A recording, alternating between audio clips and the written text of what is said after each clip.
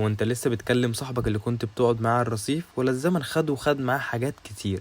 في ناس لو راحت بتاخد حتة مننا معاها.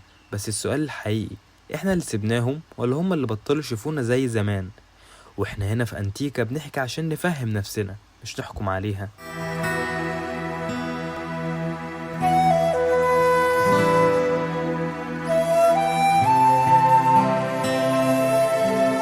فاكر صاحبك اللي كنتوا بتاكلوا سندوتش واحد بالعافية؟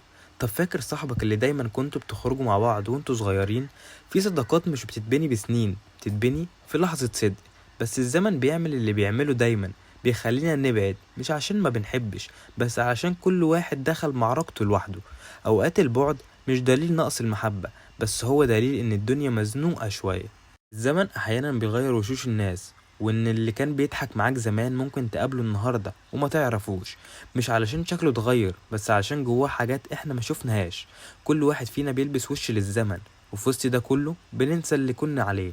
في دراسة بتقول اننا بنعيد تعريف نفسنا كل 7 سنين. يعني صاحبك ده ممكن يكون شخص جديد دلوقتي، وانت كمان برضه. الناس مش بتتغير، هي بس بتبان على حقيقتها لما الزمن بيقلب وشه. فاكر لما كان المفروض تبعتله رسالة واتأخرت، وقلت بعدين، واللي بعدين دي ما جاتش ابدا؟ في علاقات ما وقعتش، احنا بس سيبناها تتاكل بصمت لاننا افتكرنا اللي بينا اقوى، بس نسينا ان حتى القوي محتاج يتسقي.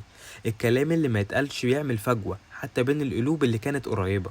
في لحظة كده وانت قاعد لوحدك بتجيلك ذكريات من غير اذن، تضحك على كلمة قالها او دمعة نزلت وهو جنبك، بس المفاجأة انها ساعات بيكون بيفكر فيك برضه، وبيسأل نفسه هو سابني ليه. القلوب اللي اتربت سوا بتتخانق بس عمرها ما بتتنسي. كنت بكلم واحد صاحبي من 10 سنين، كنا عاملين فرقة موسيقى صغيرة كده على قدنا. كنا بنغني للشارع وللناس اللي بيمشوا قدامنا وبنتكسف نكلمهم.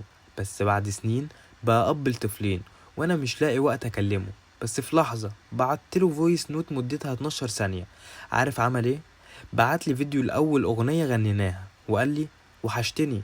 إحساسنا ساعتها مش بس الأغنية، أوقات كل اللي محتاجه خطوة صغيرة تعيد نبض كبير. خلي بالك، مش كل صداقة قديمة تستاهل تتصلح. في علاقات خلاص انتهت لأنها كانت مبنية على مرحلة معينة، مش نضج لأ. ومش لازم ترجع، بس لازم تفهم ليه راحت. الفهم بيريح القلب حتى لو القرار كان البعد. وفي سؤال بيجي في بالك كتير، أعمل إيه لو كان غالي عليا؟ ارجع له، بس من غير لوم ومن غير تحقيق، من غير سؤال المعتاد انت ليه بعدت. اسأله عامل ايه وشوف القلوب هتتكلم ولا. لو ردك اترد بجفاء، بيبقى بيتحافظ على الذكرى مش العلاقة. النية الطيبة عمرها ما بتخسر حتى لو الطريق مكملش. نيجي نسأل نفسنا بقى في نهاية حلقتنا، ازاي بقى تحافظ على صاحبك من ايام زمان؟ مفيش وصفة سحرية، بس في قلب صادق ونفس عايزة تفهم مش تحكم. لو نفسك تسأل عليه اسأل، لو جواك كلمة حنين قولها. بس افتكر، مش كل اللي بنفقده بنرجعه، بس كل اللي بنحس بيه بنستفيد منه. احنا ما نتحكمش في الناس تفضل معانا ولا لأ، بس نقدر نكون سبب انهم ما ينسوش احنا كنا مين.